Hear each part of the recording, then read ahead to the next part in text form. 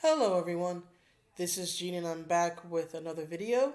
So first of all, thank you so much for the positive reception to the previous video series I did, the What If I Made the New Warrior series. I received a lot of positive feedback and I received a few um, new subscribers. So thank you all again so much, whether this is your first video or whether you've been watching since my first video. Thank you. I love the interaction. I'm happy that you guys are happy with what I'm putting out. So this is Outlawed number one. This is the event that causes the superhero law that makes it illegal for vigilantes or for teen heroes to be teen heroes, right? It outlaws, or rather, the situation in this book is what passes what's known as Kamala's Law, which makes vigilantism under the age of 21 illegal, which makes no sense because Civil War already established that to be an active superhero, that you need to be registered. So anybody, regardless of age, who's not registered as a superhero is being a vigilante and is therefore breaking the law. But anyway, let's get started with this story. So here are our, I guess, the people we could hold responsible for this. So we have writer Eve Ewing. The artist is Kim Jacinto. The color artist is Aspen Grundetjern. I'm sorry if I mispronounced that. I know I mispronounced it. And then the letterer is VC's Clayton Cowles. The cover is Pepe Larraz and David Curiel. The variant covers are from various artists, and in particular, we have the assistant editors of Martin Biro, Shannon Andrews, and Shannon Andrews Ballesteros. The main editor is Alana Smith, and the executive editor is Tom Brevoort. I think a common phrase with this book would have been, where the hell were the editors? But anyway, and then there's the editor-in-chief, C.B. Cebulski. So, first of all, what is this art? What is this art? Jacinto, what is this? Oh my god, the art in this book hurts my eyes, especially the expressions on the characters' faces. Look at Nova's face. Look at Nova's face. I cannot pay attention to what he's saying because his face, his lips are driving me crazy.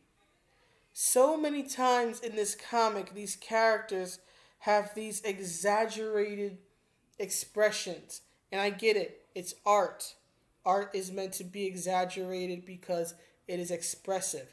I understand that. But there is a difference between expressive and comical. You know what I think of when I see this diagonal lip thing? Excuse me. From Nova, I think of Billy Idol. Okay, Nova must be a huge Billy Idol fan to be snarling like this. This is crazy. But anyway, so the book opens with this. It looks like some sort of congressional hearing of sorts with several heroes, including Captain America, Captain Marvel. That one very awkward looking clip of her is the first and last time you will see her in this comic. Right, but it has Spider-Man and several other heroes. There's Falcon, I think it is. Several heroes, and they're talking about this Hero Registration Act. Not Hero Registration Act, sorry. It's called the Underage Superhuman Welfare Act. Right? And so there's supposed to be this sort of congressional hearing about it. And not Ronald Reagan here says that he understands Nova's frustration because Nova basically gives the kids are victimized by life defense, that social ills are are what's destroying children, and that the committee doesn't actually care about their problems. So, not Ronald Reagan here tells them that that's not true, that they are concerned, and it is Mr. Not the President of the United States during the 80s that introduces us to the story proper. So, the story starts back several days ago at Coles Academic High School, which is somewhere in New Jersey, right? And apparently the champions are doing reconnaissance because they're going to be protecting some keynote speaker or whatever. So we start the story here. I guess they're doing like a perimeter check of some sort. And again, this art. Oh God, this art. And then we have an unnecessary dig at Janet Jackson. I don't know why. But Miles, I'm guessing, is trying to flirt a little bit with Kamala here, telling her that she looks like Janet Jackson with the earpiece thing. And Kamala says that Janet's old. Oh, Marvel, you're about to get all the Janet stands after you, and you deserve it. And then Miles, being a smart man, comes back and says that Janet's timeless and he'll send Kamala some music videos to watch. Okay, so they're basically having friendly banter. And then we're introduced to this keynote speaker whose name is Alina or Ilana Kabua. And there's this one girl, I think her name is Jamila or whatever, and she just looks like a taller version of Moon Girl. Which makes no sense to me because Moon Girl is actually briefly shown at the end of the comic. So why not just have Moon Girl in there in the first place? You know, basically hero worshipping this speaker activist girl. I don't understand why they needed a teenage stand-in for a character who's intelligent enough to be in like MIT. Like the whole thing about Moon Girl is that she's a genius. So why do you need a teenage stand-in for your kid genius character? I don't get it personally. But anyway, so this girl is the keynote speaker, and I'm just gonna call her Teen Moon Girl. Teen Moon Girl says she's my hero. Did you see that speech she gave on Earth Day last year? It went viral. Okay, I'm gonna rant here. I'm not trying to be dismissive. I'm not. But I am really tired of, whether it be in a comic book or whether it be in a real world, of people being given the label hero just because they make a video and it goes viral. That doesn't make you a hero. You want to talk about heroes? Let's talk about heroes. Let's talk about heroes such as people who are putting their lives on the line, right? In professions such as paramedic, police officer, rescue, right? Things of that nature, firefighter. People who have to face the very real possibility of death every single time they go to work, right? Because their job is to save and protect others. If we want to talk about, like, political heroes, okay, let's talk about Martin Luther King, right? A man who galvanized people and had them march for their rights, got them to boycott and to make their voices heard so that American government and American society would stop treating them like second-class citizens and denying them equal rights. Okay, Martin Luther King died for what he believed in. He was killed. Malcolm X died for what he believed in. He was killed. Muhammad Ali, for whatever you may think of his religion or his career as a boxer or who he was as a person, the man lost 3 years of his boxing career because he refused to go fight in Vietnam on religious grounds, and the government punished him for it by taking away his boxing license and I think putting him in prison for a time. I think for those 3 years. So if we're going to talk about heroes, right? When I think of a hero, I think of someone who's facing the real possibility of losing everything up to and including losing their lives for whatever it is that they believe in. I'm sorry, but this girl is not a hero just because she made a speech. She's just a girl who made a speech. Maybe she's charismatic, but she's not a hero. But anyway, then as we can see here, she looks just like Moon Girl. Why they didn't just put Moon Girl in the comic, I don't know. But then we're told here by this girl that Ilana's been getting death threats and that the champions are there to guard her. From the look on Miles' face, I'm guessing that this girl doesn't realize that he and Kamala are part of the champions. Okay, so they're acting basically as sort of like plainclothed bodyguards or something.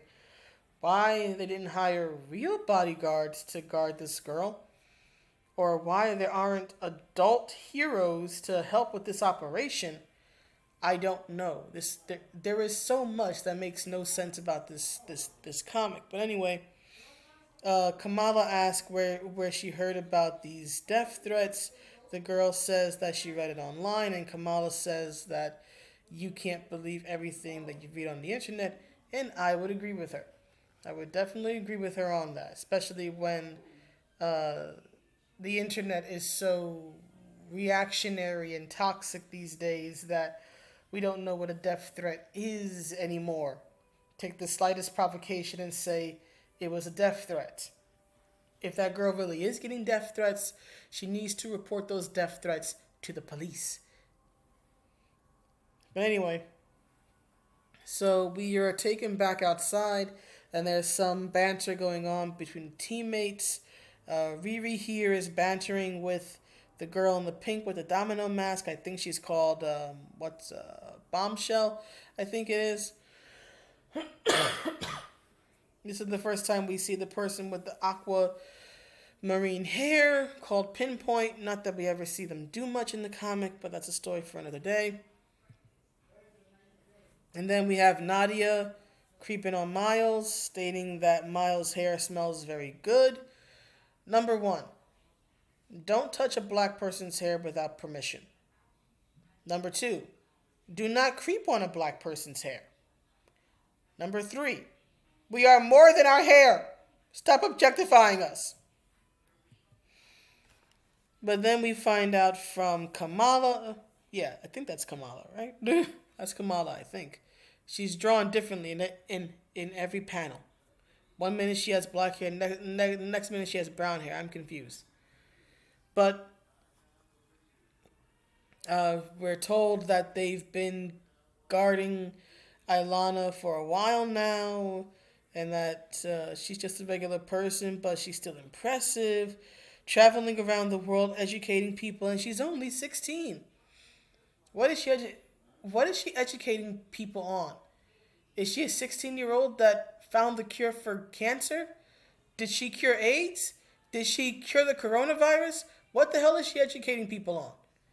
But anyway, Viv here, who's hardly visible for some reason, says that this girl basically is very charismatic, and that individuals affiliated with the Roxxon Corporation are threatening her. And then we get here that Pinpoint asks if they're sure it's Roxxon. And Viv says that they don't have evidence, but it's most likely them. For some reason, I don't know how she can say they don't have evidence. Oh, sorry. What she says is that they're not sure if it's Roxxon, but the evidence they do have, I take that back, suggests that Roxxon is the most likely source of the threatening communications. And then this version of Power Man here, who is not Luke Cage, asserts that it is them. I mean, you just heard Viv say that you have no confirmation, that it's just a likelihood. not confirmed, but he's asserting that it must be them because oil tycoons know that if people side with Ilana, that's their meal ticket down the drain.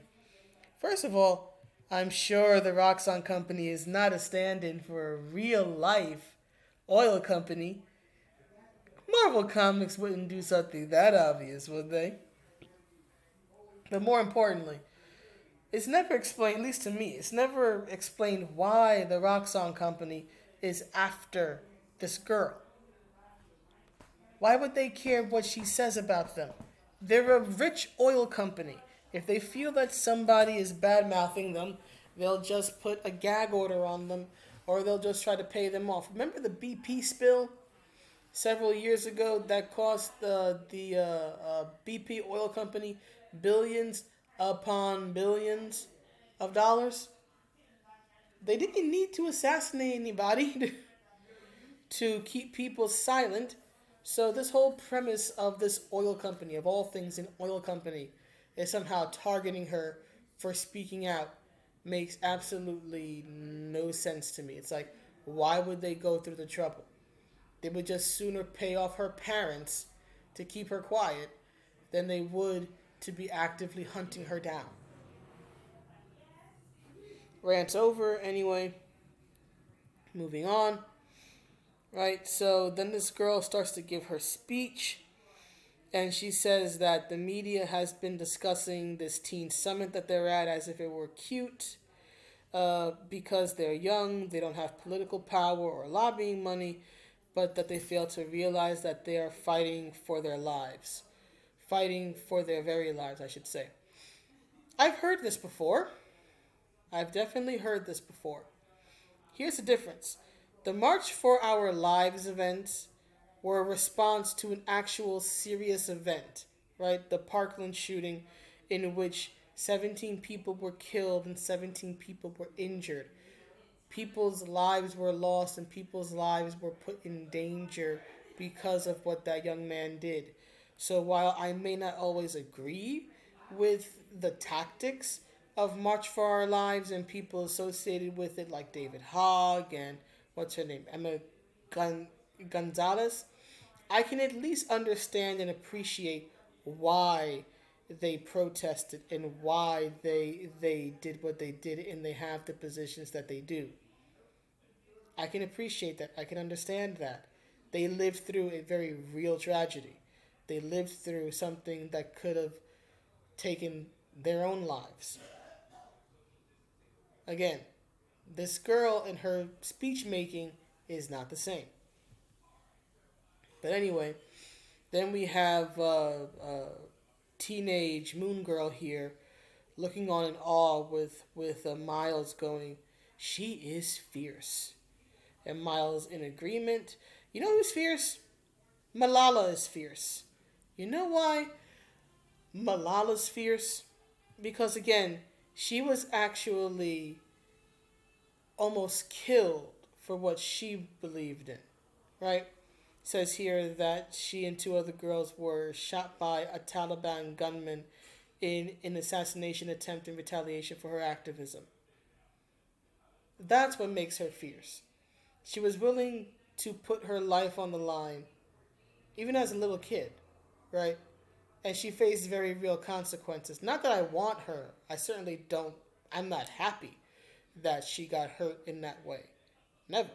But that's how much her causes mean to her, right?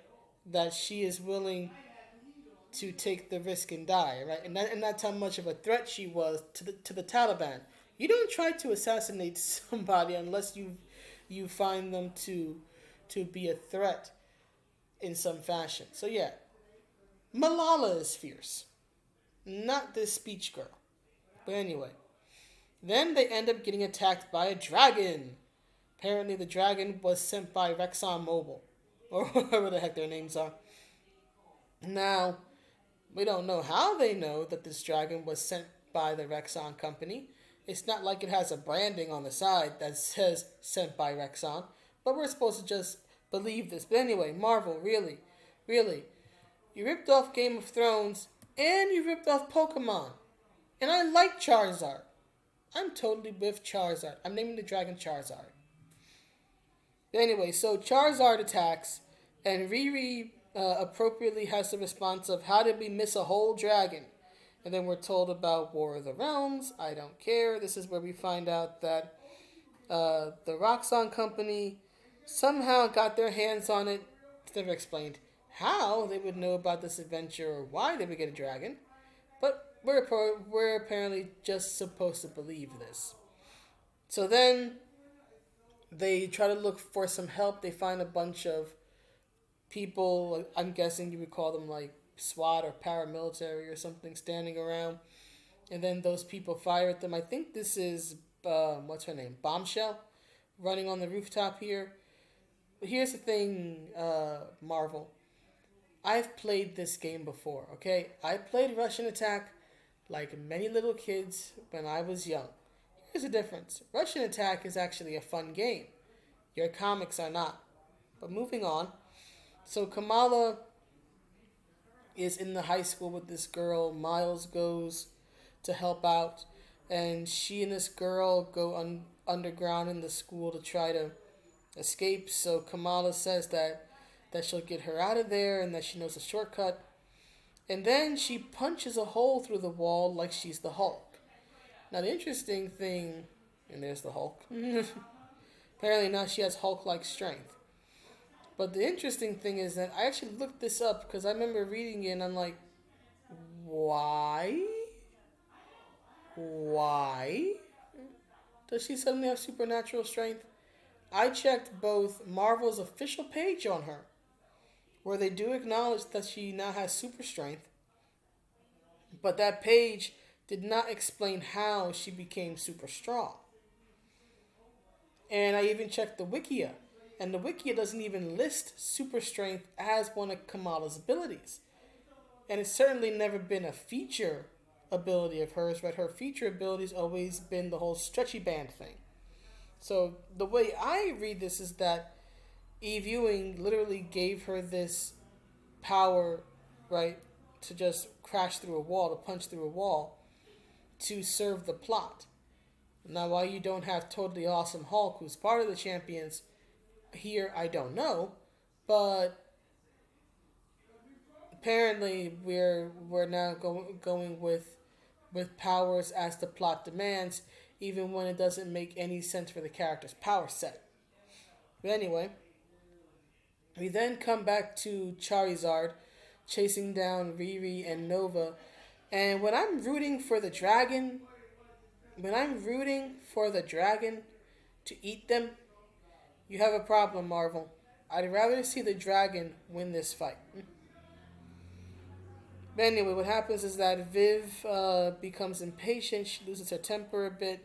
She says that they have been uncoordinated and unprepared, and it's put people in danger, and apparently she's going to phase through it.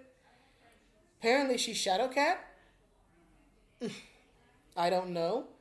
But I did look this up, and apparently this is an ability she has. I had no idea. I thought Kitty was the only one. I learned something new. But anyway, then we have Power Man, who is not Luke Cage, and he says that he's going to power up his chi now. Okay. I haven't heard someone use that term since the 1990s, but alright. So basically, he shoots this chi blast. Nova tries to tell him not to. He doesn't listen to Nova. And this chi blast collides with Viv. It causes her to become super powered. And she goes explodey.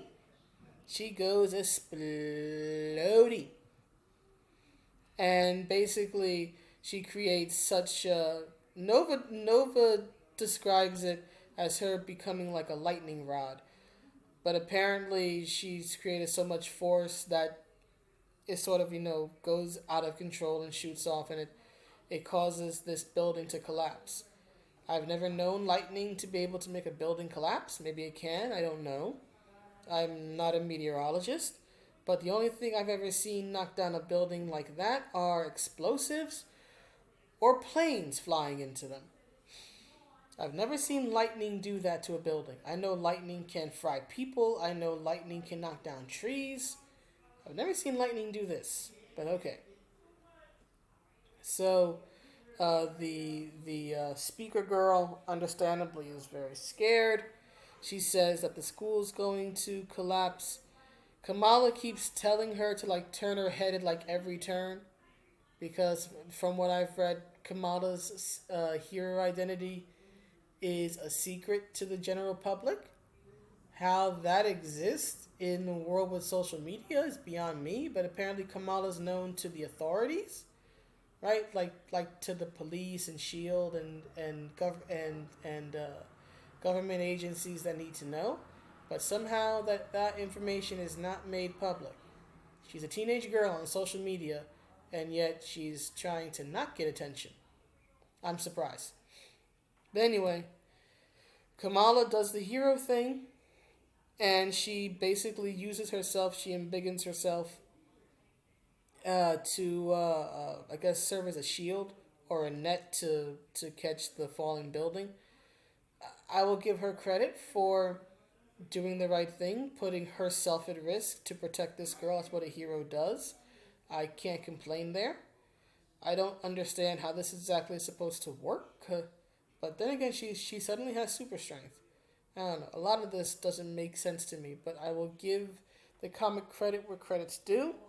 Kamala is doing the right thing. She is using herself as a shield to protect this girl. I have to give her props for that. So then the rest of the champions realize that they have to stop Viv. She's gone berserk. They have to do so by any means necessary because too many people are in danger. And they have a crisis of conscience. Nova says that they might have to, I'm assuming kill her. Nadia brings up that it's their job to protect the innocent, but Viv is also innocent. Riri says that she doesn't want to make this choice, but that Viv is hurting people. And Nadia talks about what do you do when the right thing feels like it's the wrong thing. And Nova says that they don't have any good choices here. I think this could have been written better, but I actually do like the fact that that their motivation is to help the innocent and to protect them. Nova does a very good job. Nova and Riri, I think, are the best written characters in this comic because they actually do the right thing and they make it about the innocent. They understand that first and foremost, they have to help the innocent. And Riri, as you'll see later, really gets some very emotionally powerful moments when she actually has to come face to face with superpower Viv. So I think this dialogue could have been written better, but I actually do like the tone of it. Again, this conflict, they don't want to hurt Viv. They feel that Viv is innocent too, but they've also got to stop her. They don't know what to do. I like that. What the problem is that while the dialogue is not great but serviceable, while it's not great but it's serviceable, it's totally undercut by Nova's crazy expressions. It's hard for me to take what he's saying seriously when he has this comical look on his face. Why didn't the editors catch this? Why didn't Alana Smith catch this and tell the artist, you need to redraw this, he looks silly. But anyway, they start flying toward superpowered Viv, and then Riri says that they're going to use an EMP blaster, but that they're going to get it to work on a molecular level. Otherwise, it won't be enough to neutralize her. She has Nadia shrink. And then I actually really do like this part here. This is one of the few panels where the artist actually really did very good on the facial expressions. I love Riri's 1,000-yard stare, and the glare of the glass is making it almost look like she's crying. I really wish she actually was crying. I think that's the one thing that would have made this image perfect. But it really gives weight to what Riri has to do to have this almost blank stare, saddened yet blank stare on her face, and she apologizes for having to attack Viv. So this panel was actually really good. In a book of bad art, this is one of the few panels that stood out for the right reasons. So then she fires these missiles at her. I'm guessing, what's her face? Nadia is in one of them. And then someone says, stand by to go atomic. I'm really, really, really, really hoping that I'm just misunderstanding the dialogue and that atomic doesn't mean what I think it means. Because if atomic means what I think it means, then the entire damn town, the entire damn city should be leveled. It should look like this afterward, and it doesn't. So I'm really, really, really hoping I just misunderstood. But anyway, it goes boom, Viv goes boom, and as we see, Riri is, broken. She is devastated by what she had to do. This is another really good panel, and with the exception of the please help, I think that this is really good because it says everything it has to say without saying a word, with the exception of the please help. We see poor Charizard has been killed, but we see Riri here on her knees, crying. We see Nova and Nadia trying to console her. This I really liked. This is visual storytelling. We don't need to hear or read, Riri crying or saying anything. Just this scene says it all. So I will give credit where credit is due. This is very visually impactful and powerful and doesn't really need dialogue. And I like that.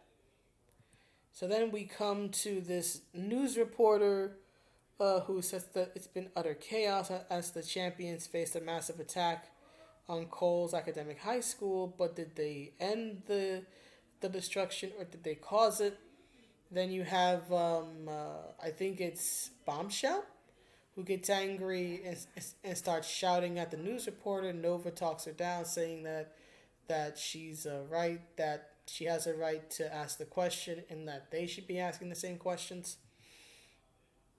So then the Ilana is speaking to the paramedics. She says that she doesn't know, they were about to die, and then Kamala protected her. Kamala saved her life, and then she begins to start screaming, and she demands to know where Kamala is and if she's okay. Props on the girl for actually being appreciative of the sacrifice that Kamala made. I like that. So next, what happens is that not Ronald Reagan announces on TV that after after careful consideration of the congressional testimony, which I'm assuming is what happened earlier in the story, the devastation caused by the malfunction of their vision, and the near death of Ilana, that they have now passed the Superhuman Welfare Act into law. And this act is the act that, of course, the teenagers are rebelling against, that now makes superheroing illegal under the age of 21. But then we have these several panels showing Cradle agents, and according to the dialogue here, Cradle is the Child Hero Reconnaissance and Disruption Law Enforcement Organization, running up onto people such as, this is Moon Girl's home, so they're apparently running up on people's homes and trying to take their kids, which makes no sense because the law cannot do that. The police cannot just run up and just take your child. The funny thing is that this dialogue panel here says that this is an unprecedented collaboration between first responders and military personnel.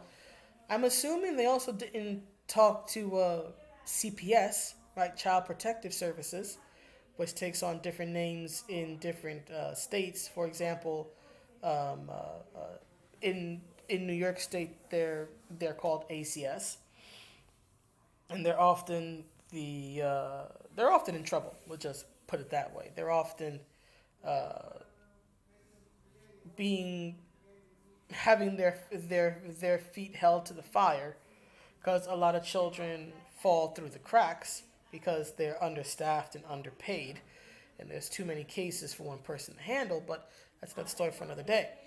The point is that this is apparently a collaboration between first responders and military personnel, but nobody thought to, I guess, talk to child protective services from state to state to state, or to talk to the family courts, right?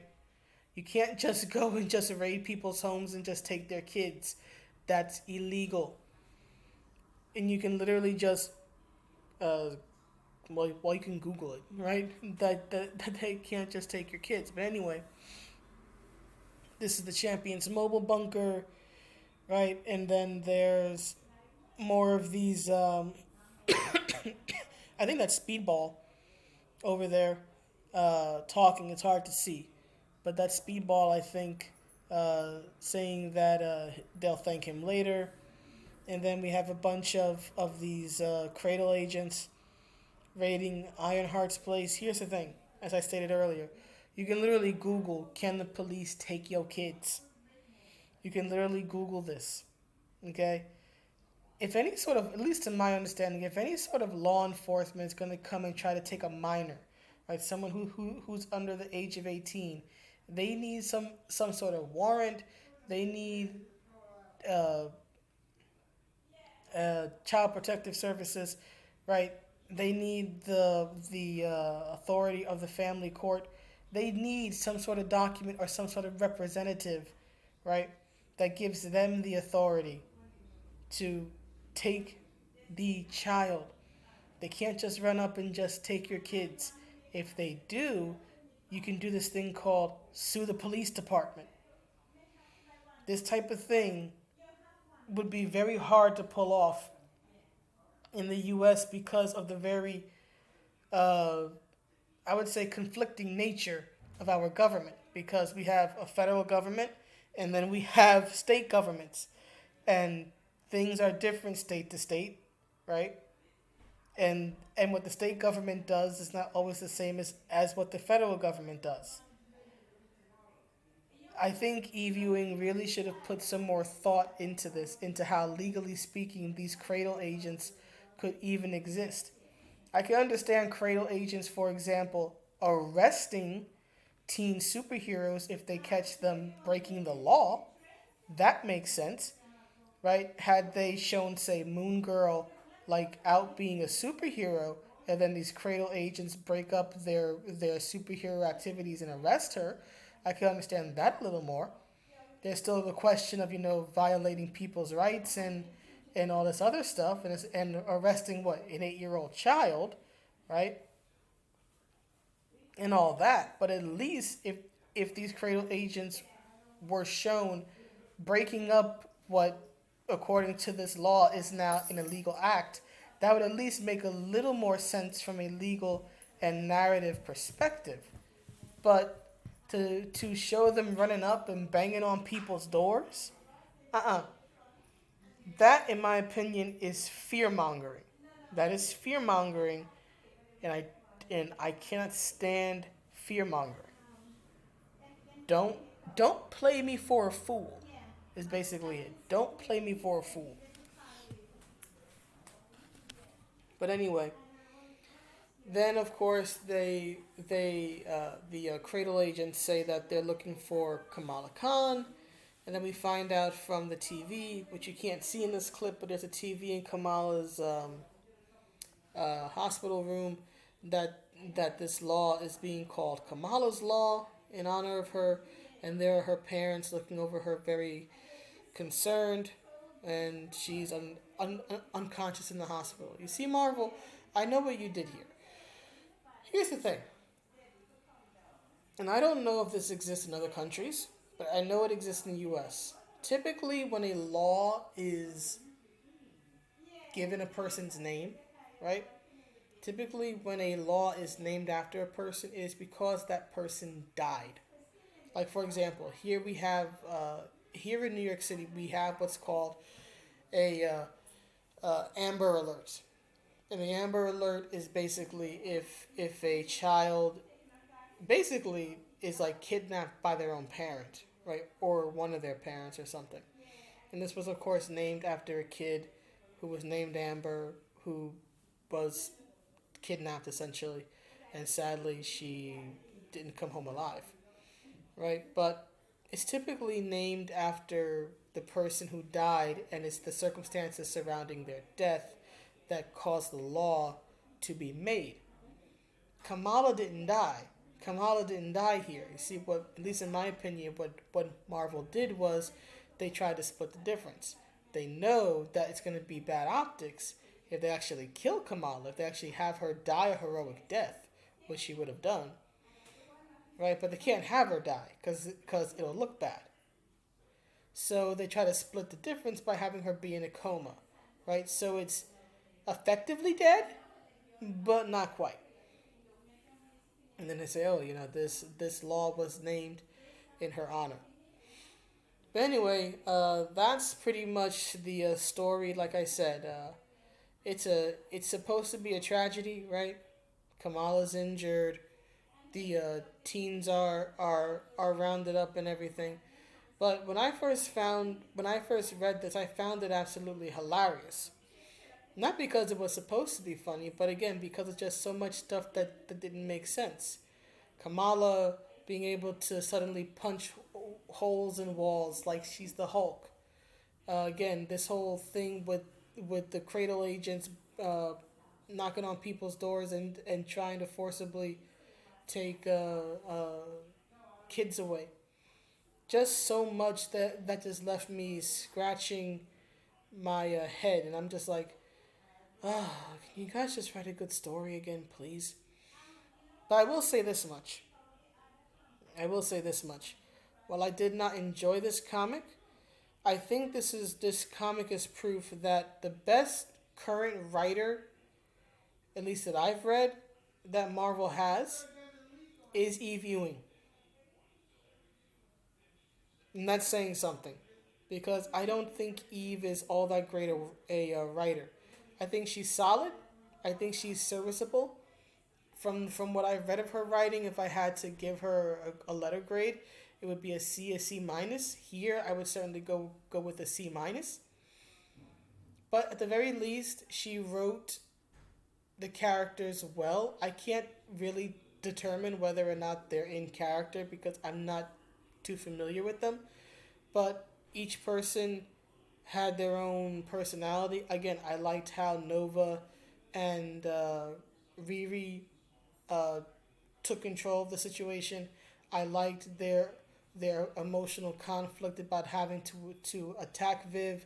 I liked how they were focused on protecting the innocent, even if that meant attacking one of their own, right? Again, there were those really powerful moments, such as when Riri's about to attack Viv and she says she's sorry, and then of course afterward when we see her in tears, or rather what I should say is that we see her with her head in her hands. So those I thought were really good. I thought that was really good, and I'm guessing there's some character development on Riri's part because she was engaging in banter earlier in the story with several of the other heroes. And the last time I read a Riri comic, she was very, standoffish, didn't know how to interact with people, as many science heroes are depicted as. So it seems like she's grown a little, learned how to what's the word I'm looking for? Interact and make friends. So I'm happy with that. So at least of the writers I've read that Marvel currently has working, I would definitely count Eve as one of the better ones and probably the best female writer that they have. Again, I've read better. I grew up reading 80s, 90s X-Men, so I've read better. But she's serviceable. She is serviceable. I will give her credit. her writing was pretty strong. Her writing just barely saves this comic. The art here, in my opinion, was awful in most places. There were some cool images, the dragon in particular. I love seeing Charizard. I'm sad Charizard got killed. Someone should have saved Charizard. But those expressions, those exaggerated, goofy, comical expressions, in particular on Nova, it just undercut so much of the emotional weight of the scene or of what Nova's saying. It was really frustrating for me as a reader to read decent dialogue and then have the comical look on Nova's face when it shouldn't look comical undercut it. In my opinion, the writing and the art should be like a good marriage, right? They're both strong apart, but they're even stronger together and they upbuild each other. Here, in this comic, in most instances, this was a bad marriage, right? It was uneven. The writing was relatively solid. The art was not, and the art kept pulling the writing down. So I'm sorry, but this art gets an F. The colors are meh. I really wish some of the colors had been brighter during some of the action sequences, but they were serviceable. So I give this comic in total, I give it a D minus, mainly because of Eve Ewing's writing. So thank her. But I would say that having read comics for a long time, when it comes to the rights of heroes, seen it done better. And when it comes to heroes on the run, seen it done better. But anyway, that's the review. Please let me know what you think. I know this has been a bit long. I've been going at it for a bit, but this is how I do comic reviews, very long form. So let me know what you think, and I will see you all in the next one. Have a good day or night wherever you are. Stay inside, stay safe, and I'll see you around. Bye.